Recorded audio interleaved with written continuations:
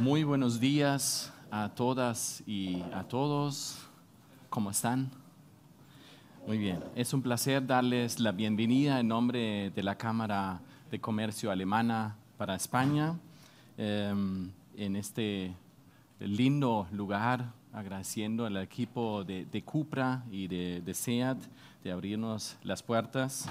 Y hoy queremos presentarles el barómetro de HK Otoño 2027.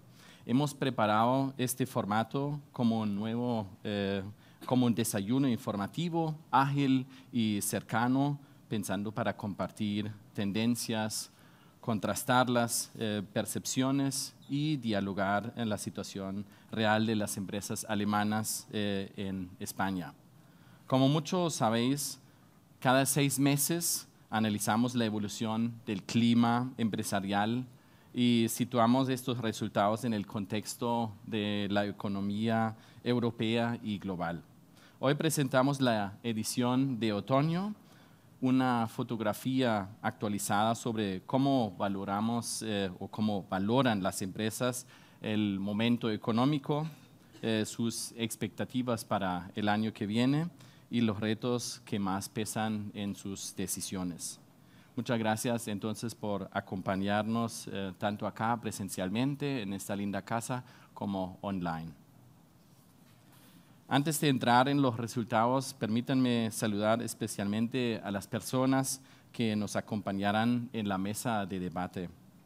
En primer lugar, quiero agradecer a Rubén Esteller, director adjunto de El Economista, que hoy actúa como moderador y que nos ayudará a poner en perspectiva los datos con una visión amplia del entorno económico y empresarial. Quiero saludar también muy cordialmente a los 3 ponentes que representan los sectores clave hoy en nuestra mesa de debate. Jorge Masalles, CEO de Commerzbank; Neus Mas, CEO de Unix Group; y Manuel Zafra, CEO de Merck Group en España. A los 3, muchas gracias por acompañarnos y dar vuestra visión en esta mesa de debate. El barómetro HK forma parte del HK World Business Outlook. Es la encuesta global que coordina nuestra casa matriz en Alemania, en Berlín, el DHK.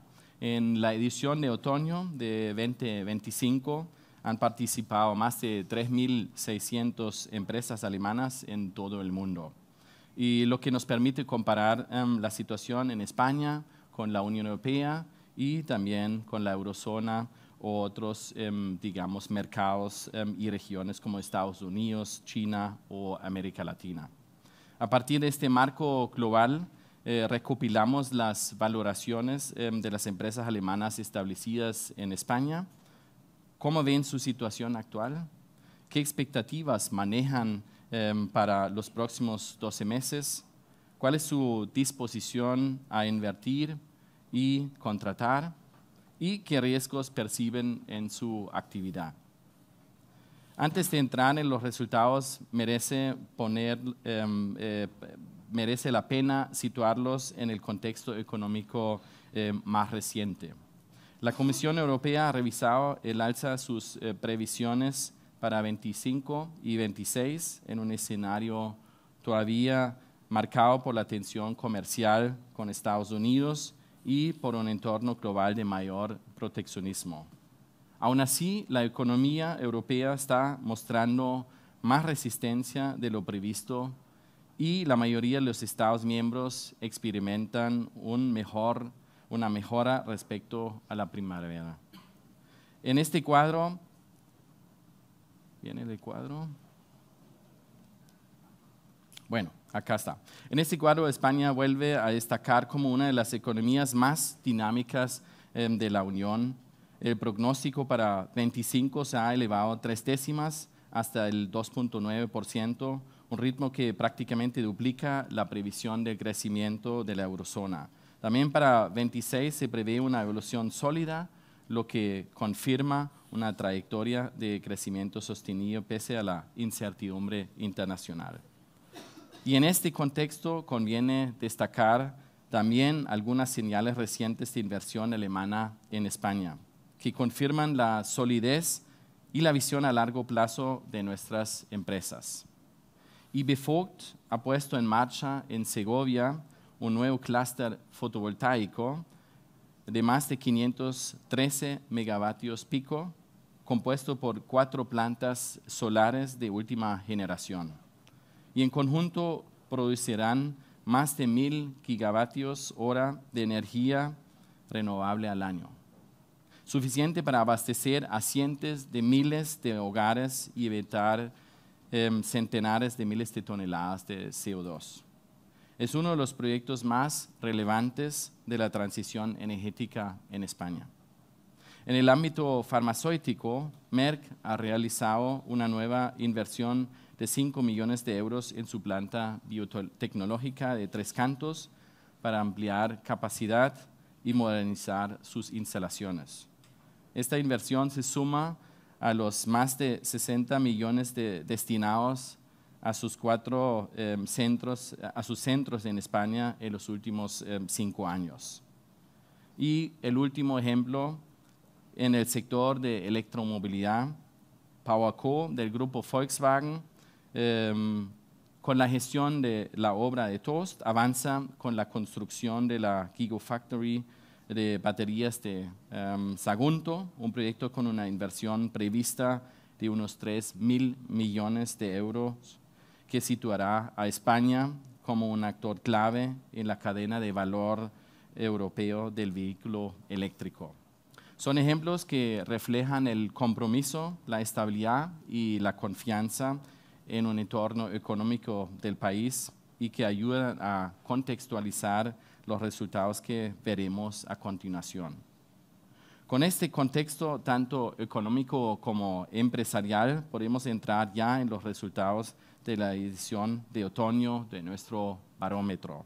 Se trata de una fotografía muy reciente del clima empresarial de las compañías alemanas en España. La edición actual se ha realizado entre el 29 de septiembre y el 17 de octubre del año presente, por lo que refleja de forma muy fiel las percepciones con las que nuestras empresas afrontan el cierre de año. A continuación, recorremos de forma breve las principales conclusiones y después tendremos ocasión de contrastarlas con las experiencias directas de nuestros 3 ponentes en la mesa de debate. Comenzamos con la situación actual de las empresas. En esta edición, un 41.3% valora su situación como buena, un 46% como satisfactoria y un 12.7% como mala. El saldo, es decir, la diferencia entre las valoraciones positivas y negativas, se sitúa en alrededor de más 29 puntos.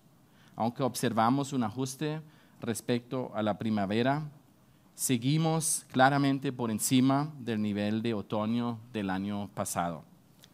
Y en conjunto, las empresas describen un entorno estable, aunque con algo más de prudencia que en el primer semestre. En la comparación internacional, vemos que España se sitúa por encima de la Unión Europea y también por encima de regiones como Asia, China y América Latina. Incluso con la moderación respecto a la primavera, las empresas alemanas en España siguen percibiendo una situación actual más favorable que en buena parte de los mercados analizados. Si lo comparamos con Alemania, el contraste es claro. En la encuesta coyuntural de nuestra casa matriz, realizado también recientemente, solo un 25% de las empresas califica su situación como buena, frente a más del 41% en España, como vimos en uno de los charts anteriores.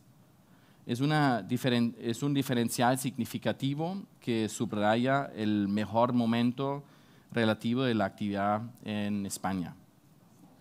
En cuanto a las expectativas para los próximos 12 meses, un 41.3% de las empresas prevé una mejora, un 46% espera que su situación no cambie y solo un 12.7% anticipa un empeoramiento. El saldo se sitúa en aproximadamente más 29 puntos, lo que refleja un ánimo aún claramente positivo. Aunque hay una ligera moderación respecto a la primavera, seguimos en niveles significantemente mejores que en otoño del año pasado. En la comparación internacional, España mantiene un perfil favorable, como vemos acá en el slide. La proporción de empresas que espera una mejora es mayor que en países y regiones como China y Norteamérica y se sitúa por encima del promedio de la Unión Europea. En un contexto global más incierto, las expectativas en España siguen siendo notablemente estables. Si observamos las expectativas en Alemania, el contraste vuelve a ser aún más evidente. En la encuesta del otoño de la DHK, solo un 15% de las empresas espera una mejora en los próximos 12 meses frente al 41% como vimos en España. Esta diferencia refleja la brecha de dinamismo que perciben las empresas entre ambos mercados. En las expectativas sobre la economía española en los próximos 12 meses, la percepción es de estabilidad. Un 56% considera que la economía no cambiará. Un 19% anticipa una mejora y un 25.4% espera un empeoramiento. Es una lectura más equilibrada que el año pasado y refleja un entorno de menor volatilidad. En la comparación internacional, España vuelve a situarse en una posición relativamente sólida. España muestra una percepción más estable que la media de la Unión Europea, donde predominan expectativas más prudentes. En inversión, vemos una ligera moderación respecto al impulso de la primavera, de nuestra encuesta en primavera.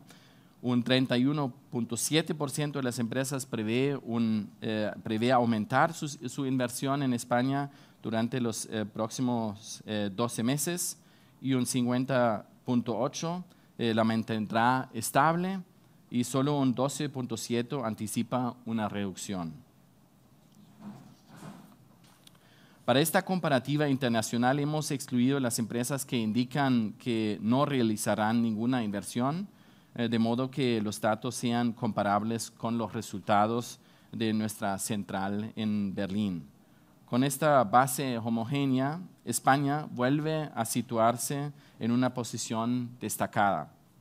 La proporción de empresas que prevé aumentar su inversión es superior a la media de la Unión Europea y a la mayoría de las regiones analizadas. Incluso en un ciclo más prudente, España sigue siendo percibida como un destino atractivo para invertir. En relación con el empleo, las empresas mantienen un tono positivo. Un 41% prevé aumentar su plantilla en los próximos 12 meses, un 41% espera mantenerla estable y solo un 18% anticipa una reducción. El saldo se sitúa en aproximadamente más 23 puntos, lo que confirma una tendencia claramente expansiva. En la comparación internacional, España muestra también una posición sólida. La proporción de empresas que prevé aumentar su plantilla es superior a la media de la Unión Europea y mayor que en regiones como Asia y China. Pese a la cautela visible en otros mercados, las empresas alemanas en España mantienen una disposición firme a reforzar equipos y capacidades. En cuanto a los riesgos para los próximos 12 meses, el primero que señalan las empresas es el marco económico y político, como vemos a mano derecha del slide. En segundo lugar, aparece la demanda con alrededor de 62% y en tercer lugar, la escasez de personal calificado, que preocupa a cerca de 46%. Otros factores como los costos laborales, las barreras comerciales o los precios de la energía aparecen en niveles mucho más moderados. Comparado con la primavera, el marco económico y político se mantiene como el principal riesgo y en niveles muy elevados. La demanda repunta ligeramente y la escasez de personal calificado desciende algo respecto a ediciones anteriores. Riesgos como la energía, las materias primas o las interrupciones de las cadenas de suministro pierden peso. Si comparamos este resultado con los valores globales, vemos una brecha muy significativa. A escala mundial, la preocupación por el marco económico y político se sitúa en torno al 48%, mientras que en España alcanza el 70%, es decir, más de 20 puntos de diferencia.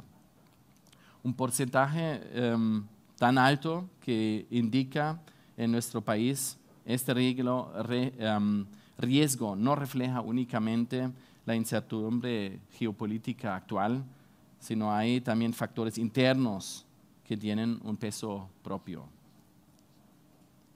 Con esta visión general de los resultados, les agradezco vuestra atención.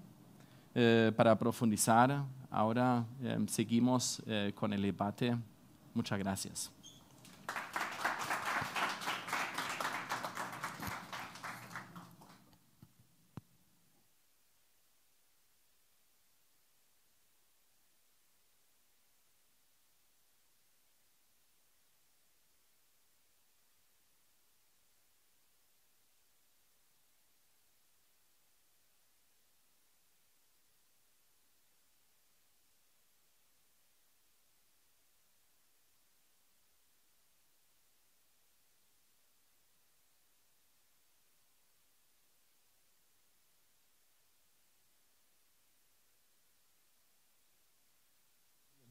A ver si nos oye.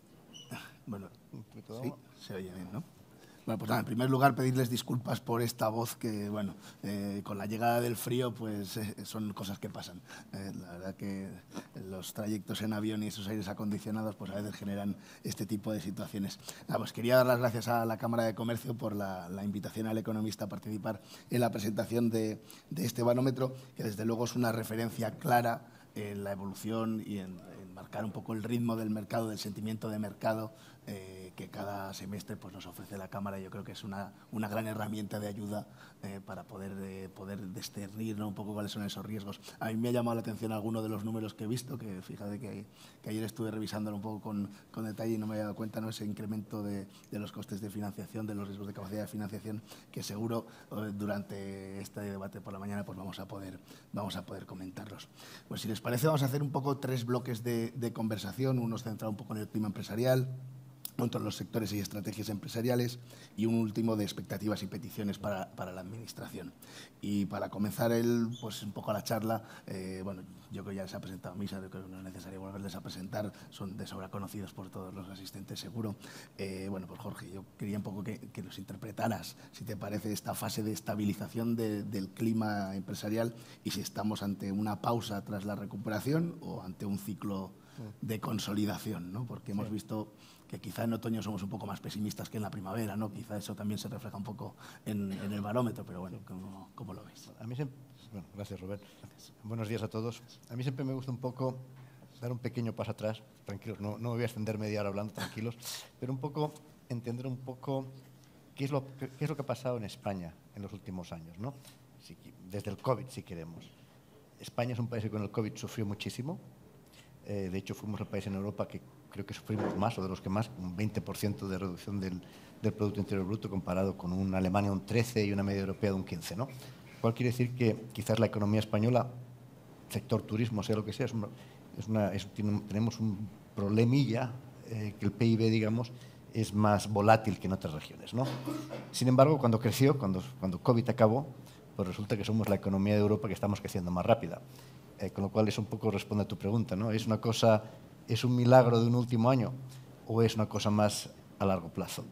Yo soy optimista, creo que el recorrido es un poco más a largo plazo. Si fuera una cosa coyuntural, que el COVID se ha acabado y la economía sube, pues hubiese durado 2 añitos. En el 23 hubiese acabado, estamos en el 25, vamos a crecer más que la media europea. El consenso para el año que viene está alrededor de un 2,7% de crecimiento del PIB, por encima de la Unión Europea. Y un poco, si queremos, ¿a qué se debe esto un poco, ¿no? Yo creo que España tiene cosas buenas y tiene cosas malas. En los últimos 10 años, ¿qué hemos conseguido? Hemos conseguido, por un lado, tener una reducción en el coste de la energía. A pesar de que muchas industrias nos quejamos, a pesar de todo somos privilegiados dentro de Europa. Tenemos un marco que el desempleo ha bajado, lo cual también, la otra cara de la moneda es que quizás es más difícil encontrar mano de obra, pero para la economía es bueno que el desempleo haya bajado, ¿no? Siendo optimista, también creo que ha habido una ligera mejora en la relación de inversión público-privada. Hay muchas cosas que mejorar ahí, pero creo que también ha mejorado. Negativo, la regulación ha empeorado, hay más regulación.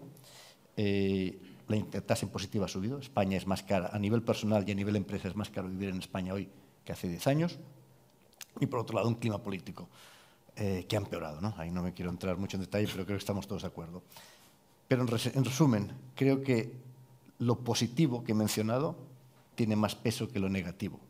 Con lo cual creo, en mi opinión, que salvo que tengamos otro accidente, otro COVID, otra cosa que no podamos prever, creo que en general España va a seguir creciendo ligeramente por encima de la Unión Europea. También es cierto que un poco, si pensamos lo que los economistas de nuestro banco piensan, y yo, es que ese crecimiento va a tener que ir a converger con Europa, ¿no? O sea, no puede ser que estemos siempre creciendo por encima de la media europea. El año que viene vamos a estar por encima, yo creo que el siguiente también, pero va a haber una convergencia. Eso es un poco mi resumen más optimista que negativo, ¿no? Estupendo. Muchas gracias, Jorge. Bueno, Neus, la verdad es que el barómetro refleja una tendencia de aumento de inversiones para el 30% de las empresas y la gran mayoría manteniéndolas, creo que eran un 50 y pico %, ¿no? Entonces, bueno, en una empresa como la vuestra, ¿no? Que estamos en tamaño de medio, ¿no? Un poco cómo se deciden las inversiones a la hora de dar ese paso adelante, ¿cómo lo hacéis? A ver, a mí, bueno, primero muchas gracias a la Cámara de Comercio para darnos voz, porque normalmente las Mittelstand, ¿no? Pues igual que tenemos menos visibilidad. Esta semana he estado en Europa y me ha gustado mucho porque por primera vez contemplan el concepto Midcap dentro de lo que es la estructura empresarial. Esto es muy importante puesto que al final somos empresas que representamos el 99% del PIB. Entonces me gustaría hacer un análisis muy rápido conceptual, ¿vale? O sea, confirmamos los datos, se mantienen incluso o se aumentan las inversiones. ¿Y por qué? Porque yo creo que tenemos que pensar cómo competimos las empresas Mittelstand. Y para mí hay algunas características importantes. Competimos por calidad, por especialización y por innovación. Esto quiere decir que hacemos una estrategia de diferenciación por valor añadido. Vamos a buscar los océanos azules y no competimos por precio, que estaríamos en los rojos. Somos los campeones ocultos, ¿no? No hacemos mucho ruido, pero al final somos la base de una economía muy resiliente y muy tecnificada. Muy importante, somos marcas de referencia y creo que esto más que nunca ahora es clave para nuestro país y para Europa.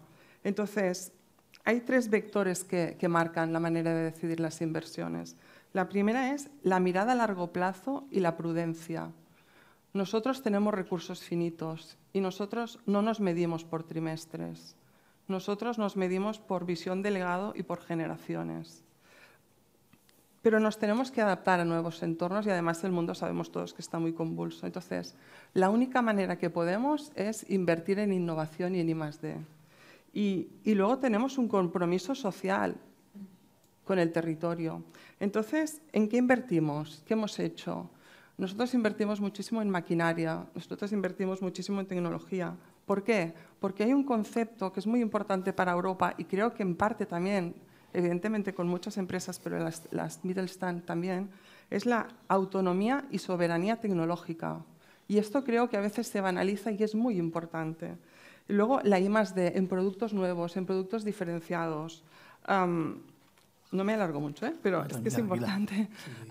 Luego hay dos conceptos que la gente normalmente no sale y en los medios no sale. Y me gustaría incidir porque creo que ha sido la base de Alemania y de empresas aquí en España como nosotras. Y es el concepto patente y es el concepto marca. Entonces, ¿qué nos preocupa? Y aquí vamos al tema. Y creo que seguramente las empresas en general y también las alemanas tienen la misma preocupación, ¿no? Nos preocupa mucho que Europa no acabe de definir claramente una política industrial clara, fácil de entender. Nos preocupa que Europa pierda el liderazgo técnico. Y no estamos diciendo hacer más regulaciones complicadas, no. Estamos diciendo que en Europa, hasta ahora, cuando comprábamos un producto europeo, hay unos valores que se asocian a la marca, que es la seguridad y la fiabilidad. Y todo el mundo podemos pensar en ejemplos. Nos preocupa mucho que se banalicen los productos europeos y que acaben siendo commodities. Nos preocupa mucho que descuidemos la protección de las marcas. Nos preocupa mucho que no haya vigilancia de mercado. Y te voy a poner dos ejemplos. Y sé que esto es políticamente incorrecto, pero bueno, estamos en confianza y como somos Mittelstand hay cosas que podemos decir igual que... No te preocupes. No, bueno, no quiero... Bueno, igual. Al final, o sea, todo el mundo, está claro que tenemos que competir, ¿vale? Ok, estamos de acuerdo, pero lo que es importante es que compitamos con las mismas reglas. El mercado CE, el China Export, es el mismo solo cambiando una distancia así. Y en Europa nadie se pone nervioso. Pero no es un tema de que queramos proteger, es un tema de la seguridad del usuario o de la seguridad del consumidor. Y esto nadie lo explica, es muy importante. Y nos preocupa mucho que no haya vigilancia de mercado y que a los productos europeos se nos pida cumplir unas reglamentaciones, unas normativas internacionales y europeas y a otros productos no se los pidan. Y creo que esto es clave. Y ya no me enrollo más.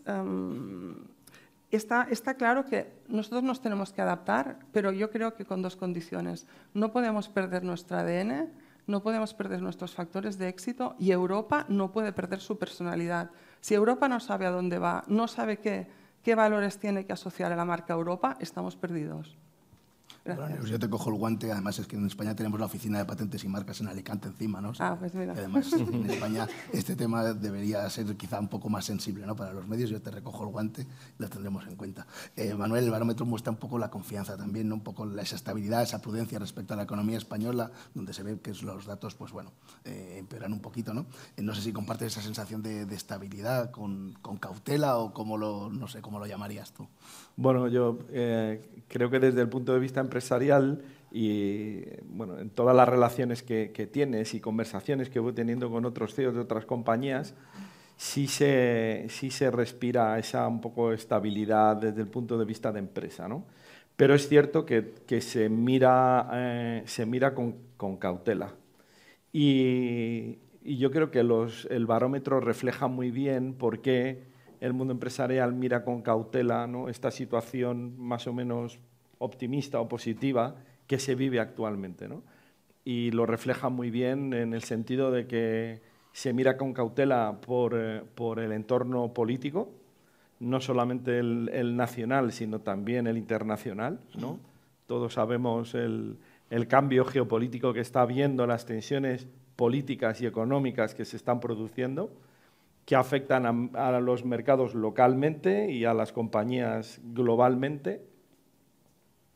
Del tema económico yo creo que Jorge ha hecho un buen análisis, ¿no? Miramos el PIB de este año que se espera un 2,9, el año pasado fue un 3,5 y el año que viene se espera, si no me equivoco, un 1,8, por ahí. Con lo cual vemos como comentaba Jorge, ¿no?, un descenso moderado, pero un ya descenso del crecimiento del PIB. Además, el paro que se ha reducido, pero sigue siendo una de las tasas de desempleo más altos de la Unión Europea en España. y lo que a mí particularmente me preocupa un poquito más y es el paro juvenil, ¿no? Que llega hasta el 25% de desempleo, la tasa de desempleo juvenil. Y un tercer factor que quizá también es importante tener en cuenta a la hora de mostrar esa prudencia es el otro elemento que sale, ¿no? Que es la escasez de talento. Y pensando sobre un poco qué puede estar generando, qué factores hay, como siempre, multifactorial. Pero para mí hay dos temas que son importantes. Uno es el gap que hay entre la oferta educativa y las necesidades de las compañías. Vemos que a las universidades les cuesta adaptar sus currículums formativos a las necesidades reales de las empresas y del mercado. Y por otra parte, y es algo que yo creo que en eso Alemania nos lleva ventaja, es la formación profesional, ¿no? En España hemos vivido una cultura en los últimos años de la universidad, había que ir a la universidad, todo el mundo tiene que ser universitario, si no eres universitario eres un fracasado, y no se ha fomentado una formación profesional reglada, estructurada y que dé respuesta a las necesidades de las empresas, ¿no? Yo creo que estos elementos nos hacen, dentro de una situación generalmente buena en la que estamos, mirar hacia el futuro con cautela, diciendo, bueno, vamos a ver cómo evolucionamos. Estupendo. Bueno, pues si os parece, pasamos un poco al segundo bloque, una serie de sectores y estrategias empresariales, Jorge. Y bueno, a lo largo de la presentación del barómetro nos habéis puesto sobre la mesa, ¿no?, un poco los avances y las inversiones que ha habido en energía, en motor, en temas de sanidad, de salud. Pero bueno, ¿qué sectores crees que son un poco más activos o dónde va a estar ese movimiento, ¿no?, del dinero entre empresas alemanas, españolas? Bueno, la pregunta es sectores activos, que no sectores que crezcan, ¿de acuerdo? Con lo cual voy a centrar el tiro en eso. Sectores activos que hemos visto el año pasado y este año, pues no hay sorpresas. Yo diría que por un lado hemos visto el sector defensa a nivel España, a nivel Europa, claramente en crecimiento. Ahí España es interesante, puesto que ahí hay dos tipos de empresas, yo diría. Por un lado tenemos empresas de tamaño grande, aunque grande para el tamaño español, quizás no tan grande a nivel internacional, pero empresas grandes que no se dedican únicamente a defensa, pero que tienen divisiones o secciones dedicadas a defensa. Pues ahí hemos visto claramente un crecimiento. Y después, en España también hay bastantes empresas que no son conocidas por la mayoría de la gente, especializadas en defensa, en algún artículo, algún producto destinado a defensa, puramente a defensa. Esto tienden a ser empresas más pequeñas, más medianas, y ahí lo que también están siendo activas y se están beneficiando, y ahí quizás lo que estamos empezando a ver y quizás veremos más en los próximos años es que estas empresas, para competir a nivel internacional, deberán entre ellas o bien consolidarse o juntarse para poder, digamos, ir a la siguiente fase, ¿no? O sea, sector defensa claramente en auge. Otro sector en España, pues renovables, sí, sin duda. Renovables ha habido un auge brutal, aunque también un barniz, hay un comentario ahí. El auge de la inversión en renovable en España, principalmente, llevamos años invirtiendo en ello, pero yo diría que el punto más álgido fue quizás año 22-23. 22-23 fue, digamos, el punto más alto. Y ahora lo que estamos viendo en el 25 es que continúa habiendo inversión, pero quizás estamos viendo una fase de consolidación, no más que de consolidación, de digerir el nivel de inversiones que fueron altísimas en los últimos 3 años, ¿no? Yo creo que esto va a seguir creciendo, pero en este año, el 25, y creo que el año que viene va a ser también lo mismo, un poco digerir el empacho, ¿no? Después de la cena de Navidad, pues uno no puede, de comida de Navidad, pues uno tiene al día siguiente tiene que comer una ensalada, ¿no? Pues creo que va a pasar también aquí esto. Y después también sectores dinámicos, que no de crecimiento, pero dinámicos, pues un poco para ser un poco una cosa que igual le sorprende. Por ejemplo, el sector automóvil está siendo extremadamente dinámico. ¿Por qué? Pues yo diría que es por necesidad, ¿no? Tienen, por un lado, el tema eléctrico, toda la electrificación del parque móvil, todo el tema de producto China que está llegando a Europa. Por otro lado, el tema de tarifas. Ahora podemos vender en Estados Unidos o no. Hay empresas que han decidido que sencillamente no van a producir en Estados Unidos o van a vender menos en Estados Unidos. Es un cambio importantísimo para ellos. Todo el tema de regulación europea, que yo creo que es el más, últimamente he visto, me he reunido con bastantes representantes del sector automóvil en España, yo creo que el problema que más les preocupa no es tanto el coche chino, no chino, eso es un competidor más, con todo lo que conlleva, pero sobre todo la falta de claridad de la regulación europea, ¿no? Y quizás querer llegar, ser más papistas que el Papa. Quizás que eso, yo, en mi opinión, es lo que le preocupa más al sector, pero claramente es muy, muy dinámico. Y ya no únicamente hablo de las empresas grandes que todos conocemos. En España sigue siendo un país con una producción de automóviles elevadísima y también hay muchísimas empresas que apoyan al sector automóvil.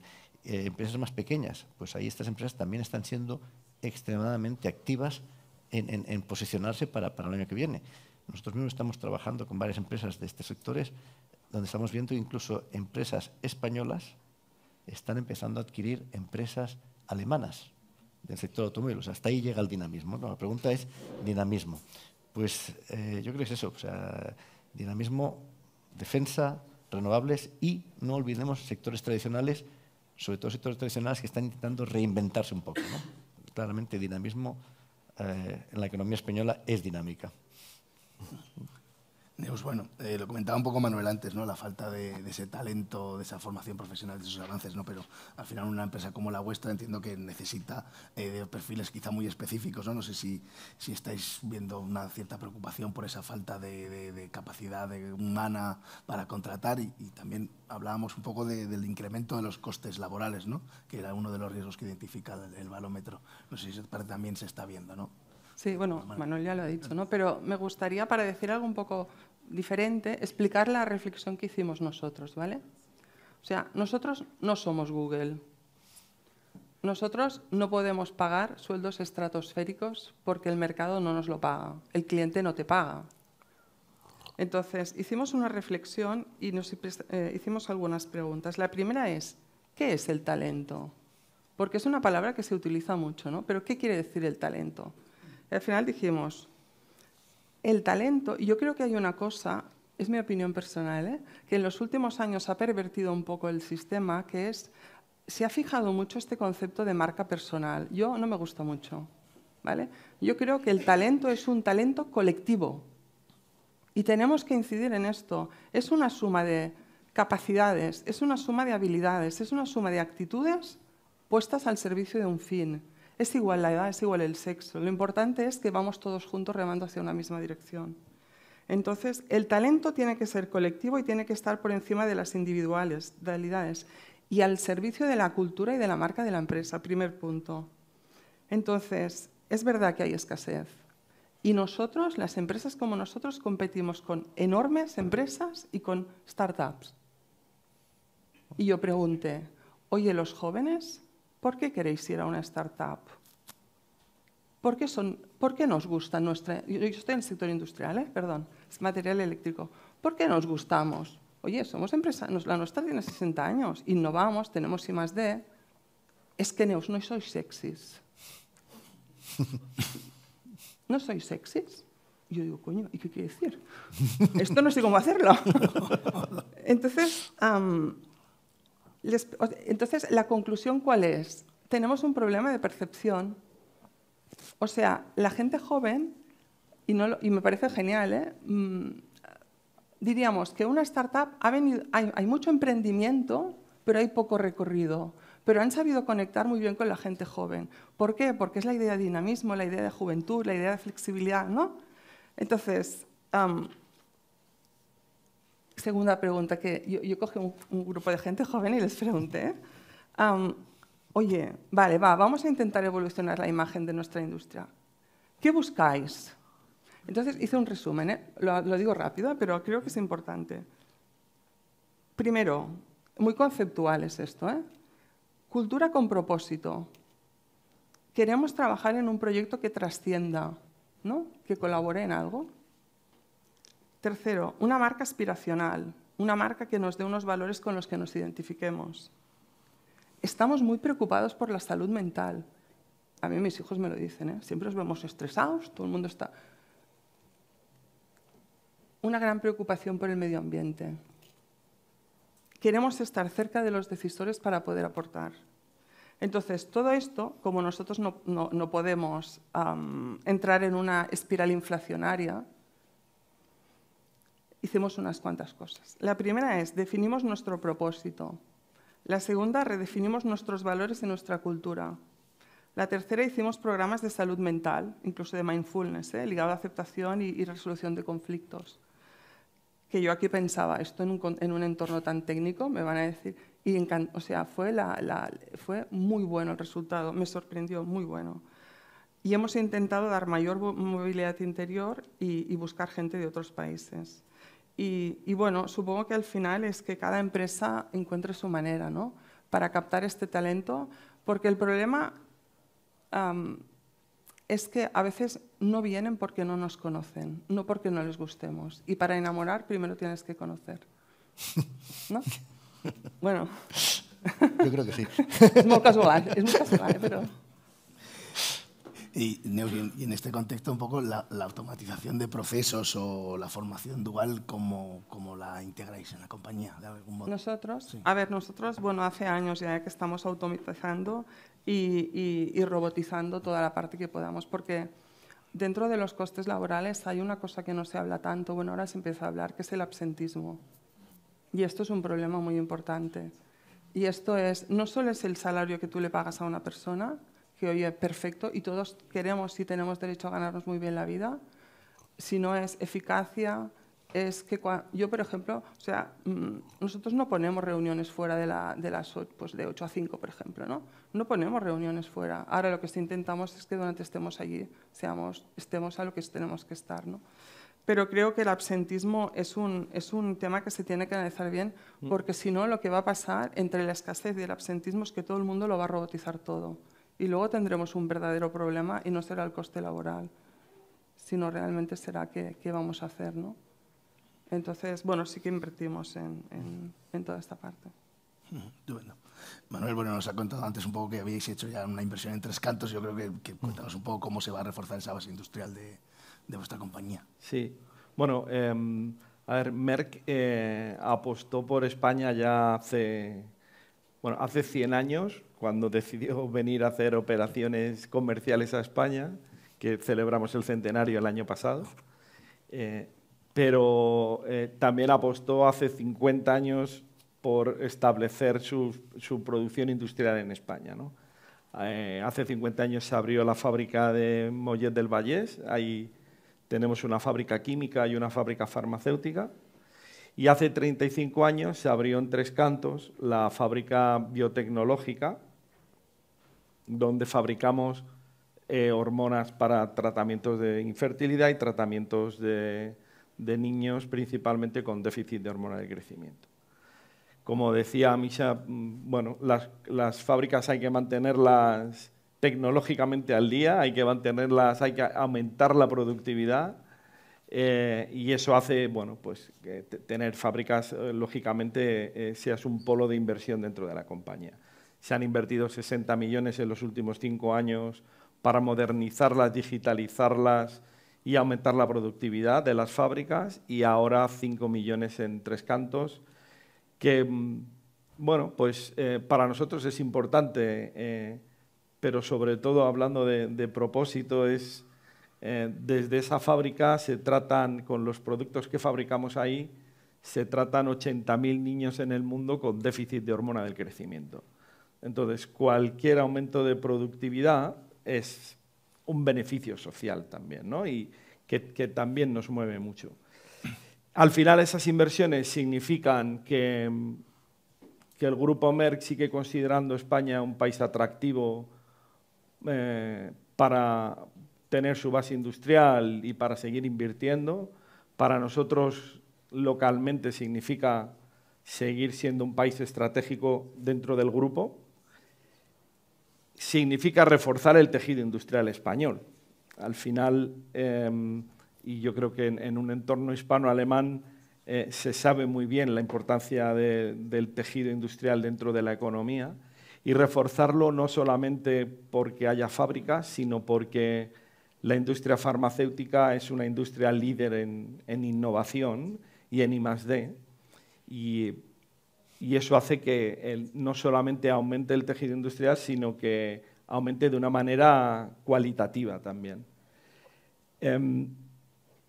Hablo de la importancia de la innovación y de la importancia del I+D, que tiene la industria farmacéutica dentro del sector industrial, porque es algo que tanto el gobierno alemán como el gobierno español reconocen el valor estratégico de esta industria, ¿no? Y hace la semana pasada, creo, o al menos llegó a mis manos la semana pasada, no sé cuánto tiempo lleva, pero se lleva algunas semanas más, un acuerdo promovido por el Ministerio de Industria y Energía alemán, donde junto con otros 19 países han hecho la declaración de Amigos de la Industria 2025, donde ponen las bases de cuáles son los ejes principales para seguir promoviendo y haciendo de la industria europea una industria fuerte, ¿no? Y ahí se centran principalmente en mejorar la competitividad de la industria europea, teniendo en cuenta los costes energéticos, teniendo en cuenta la competencia global. Se centran también en la transformación digital, importante la transformación digital industrial, y como tercer elemento, obviamente, la sostenibilidad dentro de la producción industrial, ¿no? No solamente generar materiales más sostenibles, sino operar de una manera sostenible. Bueno, como vamos muy bien de tiempo, permitidme que os haga una pregunta que fuera del guión. ¿Pensáis que un poco este de repente apoyo, ¿no?, a todo lo que son temas de defensa está dejando a un lado la apuesta por la competitividad, todos esos contenidos o esas recomendaciones que nos hizo Draghi hace justo un año, ¿no?, que se ha quedado esa agenda olvidada en pro del mundo de la defensa por esta incertidumbre geopolítica? Una facilita. Una cuñita. Facilita, ¿eh? Facilita. Uf, tú empiezas. No, yo creo que decir olvidada es mucho, ¿no? Pero obviamente el balance de prioridades de repente cambia, ¿no? Pero no creo que olvidada. Yo creo que, al menos desde nuestro sector, vemos el compromiso fuerte de la Unión Europea por seguir... el informe Draghi, una de las recomendaciones fue reducir la burocracia y facilitar un poco, ¿no?, el entorno industrial y empresarial europeo. Yo creo que ese camino sigue, no se ha parado. Pero es evidente que, bueno, la disrupción ahora de una necesidad de inversión en defensa cambia balances y a lo mejor lo puede estar ralentizando un poco, ¿eh? Pero no creo que la Unión Europea haya perdido el foco en cuanto a la competitividad. Y también quizás decir que el sector defensa, a pesar de que ahora tiene una bonanza económica, puesto que Europa ha decidido invertir en ese sector, también necesita una Europa ágil y una Europa sin burocracia. O sea, el informe Draghi también aplica al sector defensa. O sea, no... El sector defensa, si no hacemos las cosas bien, tampoco funciona, aunque les demos mucho dinero, ¿no? O sea, no deja de ser un sector más de la economía. O sea, quizás se quita un poco el peso, como decía Manuel, pero no es un sector inmune a toda la problemática europea y a todo el exceso de regulación o burocracia, como lo queramos llamar, que tenemos en Europa. Bueno, no sé si quieres decir todo algo, ¿no? Las expectativas un poco, y en este tercer bloque, ¿no?, y peticiones para la Administración, qué reformas o instrumentos podrían potenciar, ¿no?, esa mayor inversión bilateral entre España y Alemania.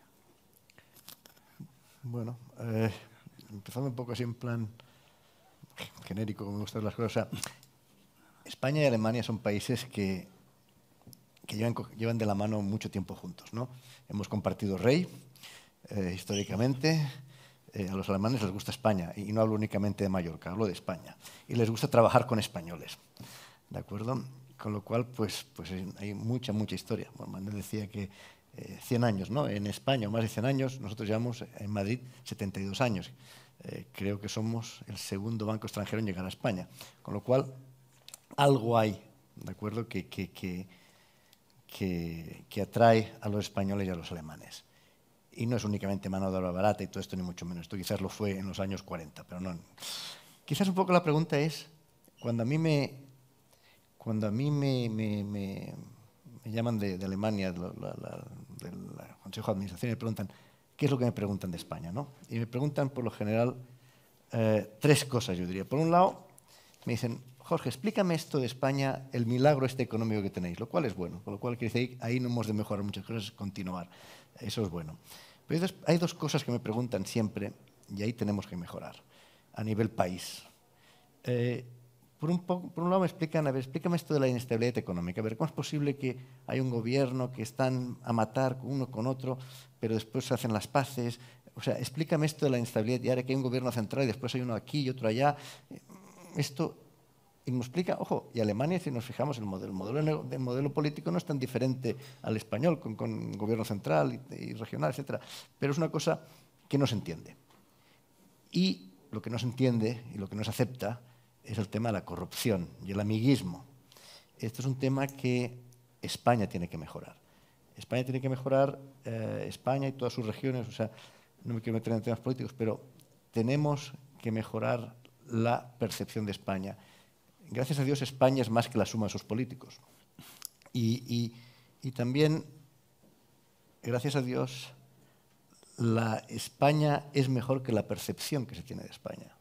Yo creo que Alemania es un pelín al revés. La percepción de Alemania es un pelín mejor de la realidad, ¿no?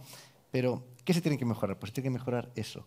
Un poco el sector privado, la Cámara de Comercio tiene un papel importantísimo a jugar aquí también, y el sector público, mejorar la percepción, lo que llamo la calidad, la imagen de España, la marca España, si queréis. Esto es lo que se tiene que mejorar, en mi opinión.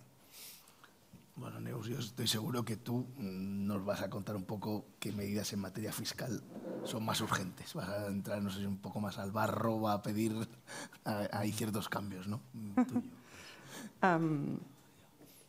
A ver, yo creo que hay una cosa que Alemania ha hecho muy bien y que además lo ha puesto en marcha este año y que España tenemos que aprender y tomar nota.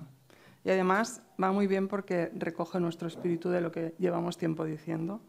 Y ayer leyendo una cosa, por ejemplo, el VDMA, que es la Asociación Alemana de Fabricantes de Maquinaria, decía y le pedía a los políticos para promocionar o potenciar la innovación un plan fiscal concreto. Entonces, hemos visto que el Mittelstand, la capacidad de sobrevivir en un mercado muy complicado, depende de su capacidad de innovar. Pero innovar es caro. Bueno, necesita recursos, para decirlo de una manera fácil. Nosotros qué proponemos, y luego diré lo que ha hecho Alemania y creo que España tenemos que copiar.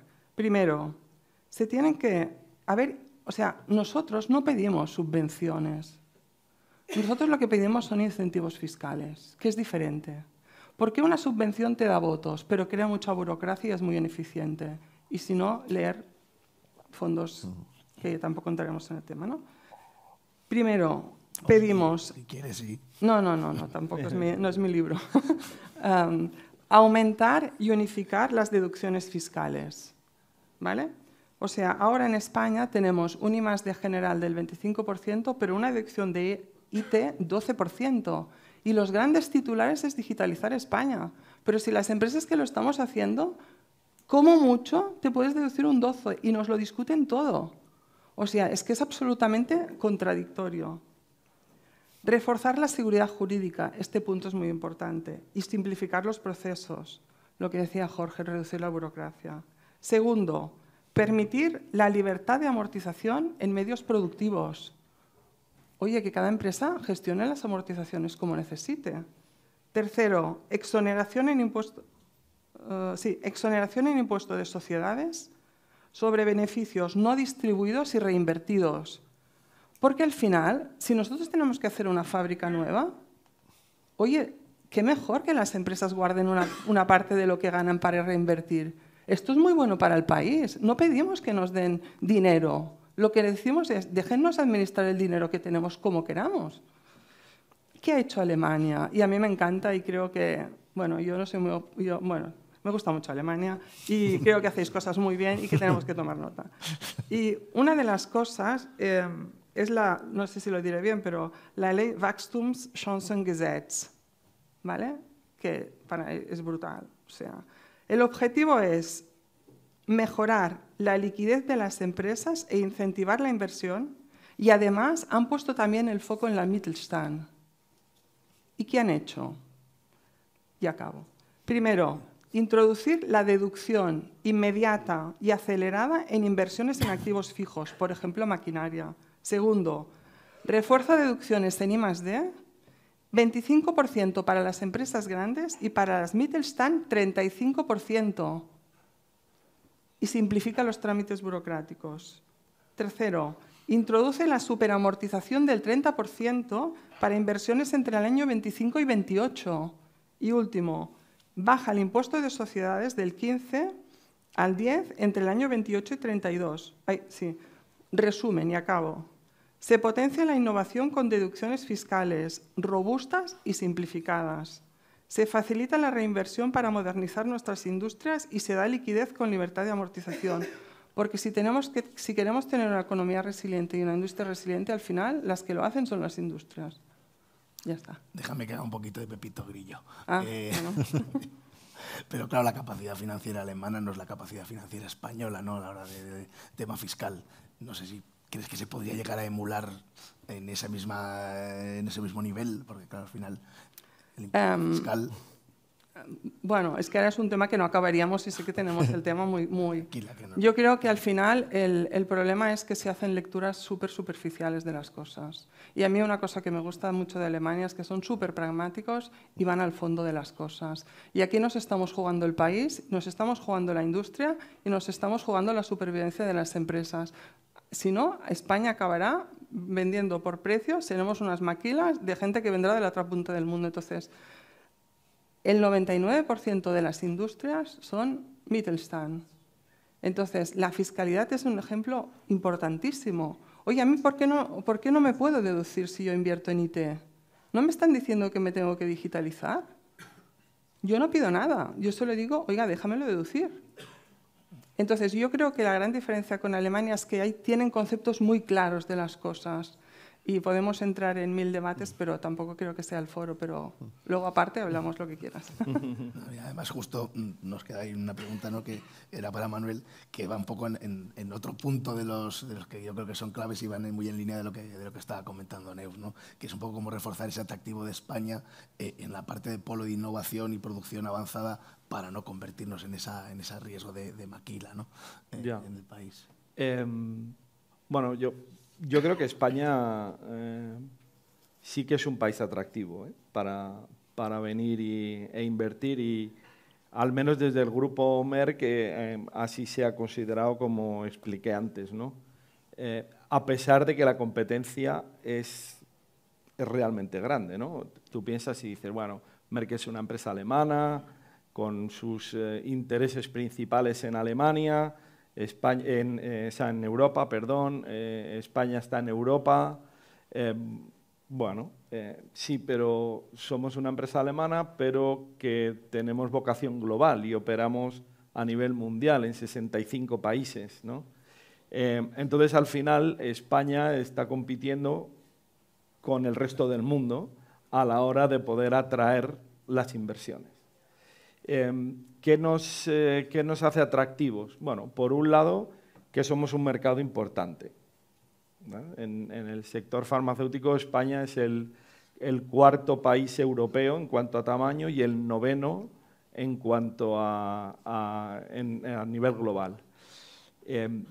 Y esto es importante, y es importante también para la economía española, porque por cada euro que se invierte en medicamentos, se generan 4 euros adicionales para la economía española. O sea que es un tractor de inversión, pero también es tracción para la economía española. Antes he hablado de la escasez de talento, pero ahora tengo que hablar de la calidad del talento. Y España es un país atractivo a la hora de decir, voy a poner ahí, no sé, un hub digital y voy a encontrar a la gente con la formación adecuada. Pues la respuesta suele ser que sí, y eso hace que España, además de que sea competitiva en salarios respecto a otros países, pero en general las empresas vienen y encuentran a esa gente bien formada. En la industria farmacéutica empleamos a 270.000 personas en España, y lo vuelvo a unir con el impacto económico. Por cada persona que se emplea en la industria farmacéutica se generan 3,2 empleos adicionales en la industria española. Por lo tanto, traer inversión es importante, generar empleo de esa manera también. Y por último, ¿qué hace interesante a España a la hora de atraer esa inversión? La calidad de los investigadores. Antes se ha hablado de la importancia de la innovación y de la inversión del I+D+I en España, pues la calidad de los centros hospitalarios donde se hace la investigación clínica y de los propios investigadores hace que España sea el tercer país del mundo más importante en investigación clínica, solo después de China y de Estados Unidos. Y como un ejemplo, en el Grupo Merck, el 85% de todos los ensayos que se realizan en el mundo del Grupo Merck, España es parte de ellos. Y precisamente es por eso. Y es uno de solo 2 países que realizan ensayos fase 1. Así que uniendo la importancia y la calidad de la investigación en España, la parte de la calidad del empleo y la economía, ¿no? Nos hace un país muy atractivo para invertir, sin perder de vista que se necesita estabilidad política, bonanza económica y luego yo creo que también certidumbre legislativa, que es algo también muy importante, ¿no? A la hora de que una compañía decida venir y montar un nuevo centro de producción o un hub de innovación o un hub digital. Fíjate, a mí una de las cosas que me llamó la atención del barómetro era que salía, ¿no?, ese incremento del riesgo político, ¿no?, al 70%, pero a la vez la seguridad jurídica bajaba. Y entonces resultaba un poco sorprendente, ¿no?, porque siempre vas pensando que va a ir muy de la mano, ¿no? Pero bueno, al final son los resultados, de las encuestas y hay que reflejarlos así. Bueno, yo no sé un poco cómo estamos de tiempo para preguntas del público, así que yo creo que si os parece, si alguien quiere abrir.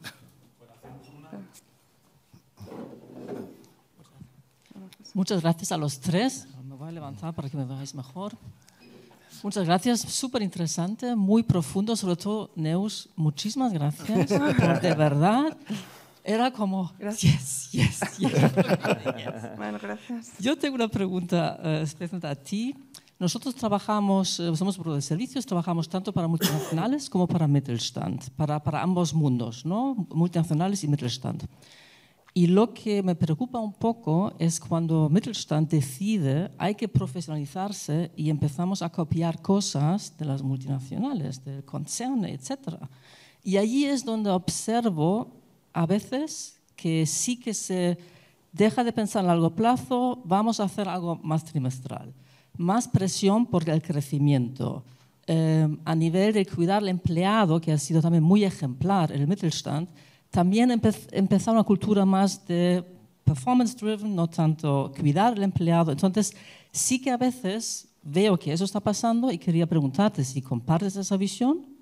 Sí, ¿no? Porque es un poco el inicio de perder esta personalidad de la que tú hablabas no queremos perder esa personalidad europea, pero empieza también qué hacemos dentro de las empresas que luego lleva a una posible pérdida de personalidad. Gracias. Me encanta la pregunta, porque además lo pienso mucho y me preocupa mucho. Voy a decir algo un poco conceptual, y además que nos pidió una frase final y ahora te contesto, pero mi frase final la voy a leer porque va ligado a lo que dice ella. Espera a ver si la encuentro. Y va ligado a Europa y a nuestros políticos europeos, españoles, donde sea, me es igual. Déjamela decir, pero ahora la contesto porque es muy importante lo que dice ella. Es que se alejen de los grandes titulares, que se alejen de los grandes eslogans y que se acerquen a la realidad de las empresas. Que den voz y que den visibilidad al Mittelstand. Bueno, a nosotros también, pero yo estoy como Mittelstand, que nos llevamos muy bien, que no quiero crear aquí conflictos diplomáticos. Porque somos importantes para la resiliencia y la competitividad y que está muy bien atraer inversores de fuera, está muy bien. Pero oye, no nos olvidemos de los que ya tenemos, que aquí tenemos muchas empresas que se tienen que cuidar para no perderlas. Y ahora voy a la pregunta, porque me encanta, porque además le doy muchas vueltas. Y yo te explico mi teoría, que no sé si es la correcta, pero yo en el mundo veo como dos movimientos, ¿no? Y ahora a ver que dónde jardín me meto, pero ya me entendéis. Un movimiento mucho más anglosajón, bueno, con el permiso de... mucho más anglosajón, con una mirada... Estoy hablando de la industria, yo de otros sectores no conozco y solo puedo hablar de la mía.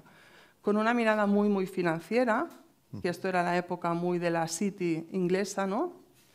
Y la mirada que yo aprendí y que yo siempre he defendido, la mirada mucho más alemana, mucho más industrial, mucho más de oye, que al final, y una cosa que nos enseñó el COVID es que al final los médicos se jugaban la vida o no en función de una mascarilla, de un producto que valía céntimos.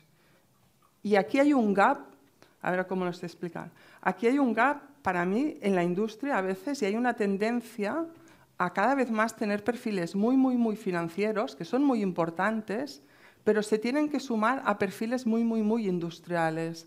Porque si tú pones una mirada muy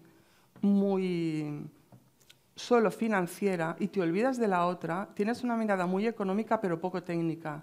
Y a mí lo que me da miedo es que en Europa no veo a nadie que lo diga o que lo exprese como también lo has dicho tú. Entonces, estoy 100% de acuerdo y creo que es uno de los grandes peligros de Europa hacer esto. De hecho, cuando analizas un poco el origen de la evolución de Asia, mucho de lo que hizo Japón, ya en el siglo XIX, fue gente que se formó en Alemania y que copiaron el modelo alemán. Entonces, yo creo que es muy importante balancearlo, porque si no, a mí me preocupa mucho, porque nosotros antes con nuestros clientes discutíamos de temas técnicos y ahora esto, entonces, al final son las dos. Y creo que la Cámara, por las empresas que representáis, creo que aquí el problema es que el mundo que estamos, yo veo que se mueve mucho por movimientos de pensamiento, ¿no?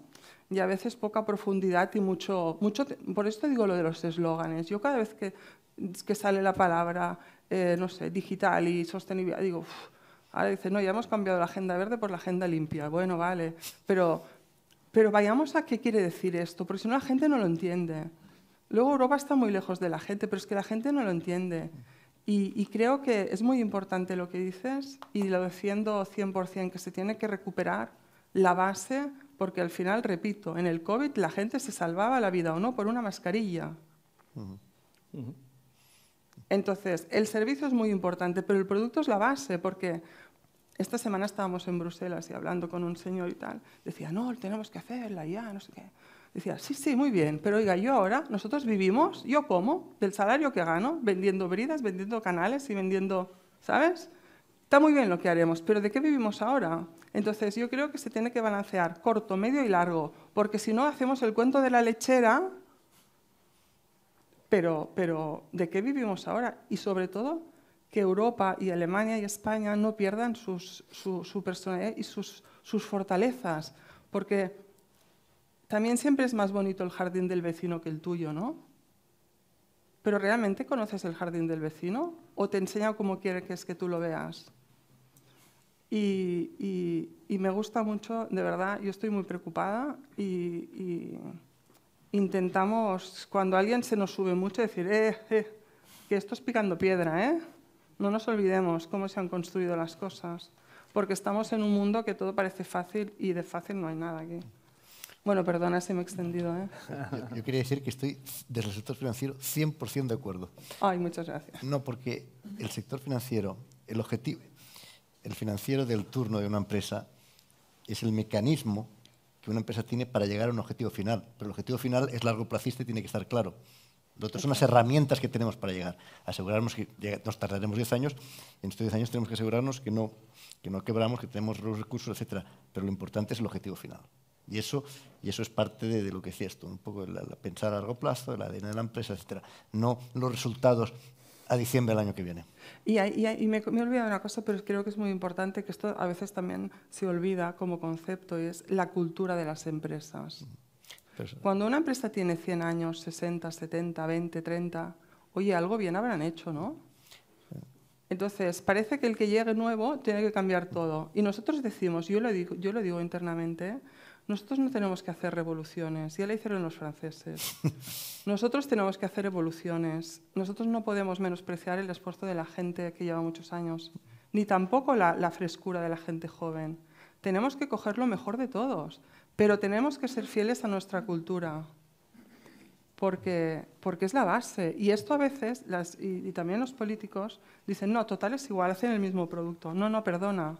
Hay un conocimiento detrás, hay un know-how técnico, y esto Alemania es muy bueno en esto, hay un know-how técnico que no es solo que hagamos el mismo vaso, es cómo haces el vaso, cómo tiene el acabado, cómo tiene... O sea, hay mucha parte técnica, mucho know-how técnico que se banaliza absolutamente. Y es muy peligroso banalizar esto. Y es la cultura esta que dices sobre todo yo siempre le digo a la gente que lleva más años, ¿no? Porque a veces la gente joven cuando entra me dice, es que Neus, claro, aquí la gente lleva muchos años.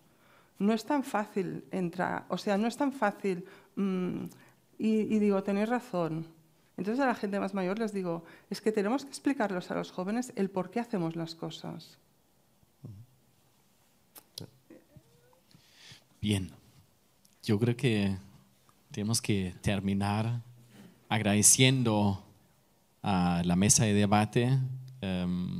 Yo creo que hay mucho material para seguir debatiendo, para compartiendo. Yo creo que para eso está un desayuno preparado.